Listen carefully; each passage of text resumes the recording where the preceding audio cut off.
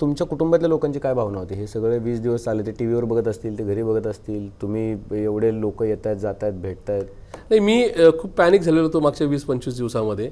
माझ्या कुटुंबाचं असं म्हणणं होतं की तुझा प्रवास आम्हाला माहिती आहे आणि माहिती असताना तुझे जर जीवाची घालमेल होत असेल आणि त्याच्यामध्ये काही जीवाचं बरं वाईट जर झालं, म्हणजे बरं वाईट होऊ शकतं ना, की मी 2 आणि 3 तास झोपत होतो या विचारांनी, रात्री उशिरा येत होतो, सकाळी लवकर बाहेर निघून वेगवेगळ्या मंडळींना भेटत होतो, की कन्व्हिन्स करत होतो की असं नको तसं नको. आणि या सगळ्या गोष्टीमध्ये जर आपलं आयुष्यच किंवा आपलं कुटुंब जर उद्ध्वस्त होणार असेल तर तुझी बांधिलकी समाजाबरोबर आहे, तर तू योग्य ते निर्णय नक्की घे. तुला जर इथं अस्वस्थ वाटत असेल तर तू बाहेर पड. कुठं जायचं, काय जायचं हा तुझा विचार आहे, पण त्या संदर्भामध्ये आयुष्यच नका पणाला लागेल अशा प्रकारे निर्णय घेऊ नको. आयुष्य पणाला लावायचं तर रणांगणात लाव. या ठिकाणी मनातल्या ट्विस्टसाठी तू नाही का या ठिकाणी आयुष्य पणाला नको लावू. अशा प्रकारची नाही का सूचना किंवा मार्गदर्शन माझ्या आईवडिलांचं होतं. टचवूड माझं कुटुंबाची त्याला मला साथ आहे. कुटुंबाने कधीच फायदा तोट्याचा राजकारणाचा विचार केला नाही.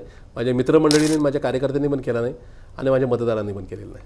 आणि आता तुम्ही एका नव्या प्रवासासाठी तयार आहात सायकोलॉजिकली, कारण शेवटी असं ना की तुम्ही बघा, मानसिक बळ हे सगळ्यात मोठी शक्ती. कुठली मोठी असेल तर मानसिक शक्ती, मनाची शक्ती. सबसे बडा क्या है तो दम बडा. Will power. येस, तर तुम्ही तयार आहात? मी निश्चित तयार आहे. त्याचं कारण आहे की आपल्या आयुष्याचा पल्ला आपल्याला कुठपर्यंत गाठायचा आहे, कुठपर्यंत पोहोचायचं आहे, कुणासाठी जायचं आहे, कशासाठी जायचं आहे, हे सगळे सिद्धांत मनामध्ये रेडी आहेत. त्याच्यामुळे त्याच्यासाठी वाटेल ती किंमत मोजायची माझी तयारी. आणि मला असं वाटतं की तिथं जाण्यासाठी आपल्यासारख्यांच्या सदिच्छा मला तिथपर्यंत नक्की पोहोचवतील.